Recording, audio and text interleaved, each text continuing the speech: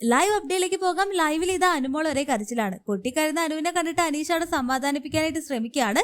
ഭക്ഷണത്തിന്റെ പേരിൽ നടന്ന അടിയിൽ അനീഷ് ഒഴികെ ബാക്കി എല്ലാവരും അനുവിനെതിരെ പൊട്ടിത്തെറിച്ചിട്ടുണ്ടായിരുന്നു. അനീഷ് മാത്രമാണ് അപ്പോൾ അനുമോൾക്കൊപ്പം നിന്നത്. അങ്ങനെ ഇപ്പോൾ ഒറ്റയ്ക്ക് മാറിയിരിക്കുന്ന അനുമോളുടെ അടുത്ത് അനീഷ് സംസാരിക്കാനായിട്ട് പോവാണ്. അപ്പോൾ അനുമോൾ പറയുന്നുണ്ട്, ഞാൻ ഇതുവരെയായിട്ടും ഭക്ഷണം ഉണ്ടാക്കിയിട്ട് അതിൽ നിന്നും ഞാൻ കൂടുതലായിട്ട് എടുത്ത് കഴിച്ചിട്ടില്ല. എല്ലാവർക്കും ഒരേപോലെയാണ് ഞാൻ കൊടുത്തിട്ടുള്ളത്.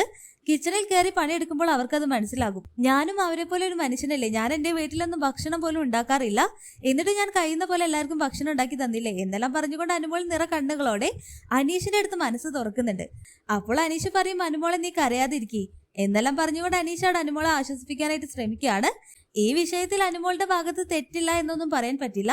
കിച്ചൺ ടീമിൽ വരുമ്പോൾ ഭക്ഷണം ഒരേപോലെ കൊടുക്കുന്നില്ലെന്ന പരാതിയാണ് അനുമോൾക്കെതിരെ എപ്പോഴും വരാറുള്ളത്. അത് തന്നെയാണ് ഇപ്രാവശ്യം വന്നിട്ടുള്ള ആരോപണം.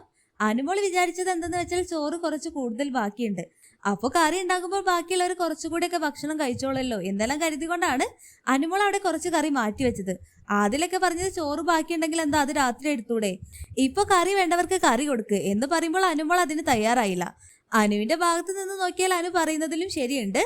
ആദില പറയുന്നത് നോക്കിയാൽ ആദില പറയുന്ന ഒരു പോസിബിൾ ആയിട്ടുള്ള കാര്യം തന്നെയാണ്.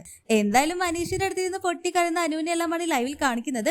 എന്നെ ഒന്ന് പറഞ്ഞു വിട്ടാൽ മതിയായിരുന്നു, കുറച്ച് സമാധാനം കിട്ടുമായിരുന്നു. കഞ്ഞി കുടിച്ചിട്ടാണെങ്കിലും സമാധാനം ഉണ്ടായാൽ മതി എന്നെല്ലാം പറഞ്ഞുകൊണ്ട് അനുമോൾ ഒരേ കരച്ചിലാണ്. എന്തായാലും ഈ ഒരു സീസൺ തൂക്കിയത് കിച്ചണാണ്. കാരണം അടി ഉണ്ടാവാത്ത ദിവസമേ കിച്ചണിലില്ല. എല്ലാം നമുക്ക് കാത്തിരുന്ന് കാണാം. ലൈവ് അപ്ഡേഷൻ നമ്മുടെ ചാനലിൽ ഉണ്ടാകും. ആദ്യമായിട്ട് കാണുന്ന പ്രേക്ഷകരാണെങ്കിൽ യൂട്യൂബ് ചാനൽ സബ്സ്ക്രൈബ് ചെയ്യാൻ മറക്കേണ്ട.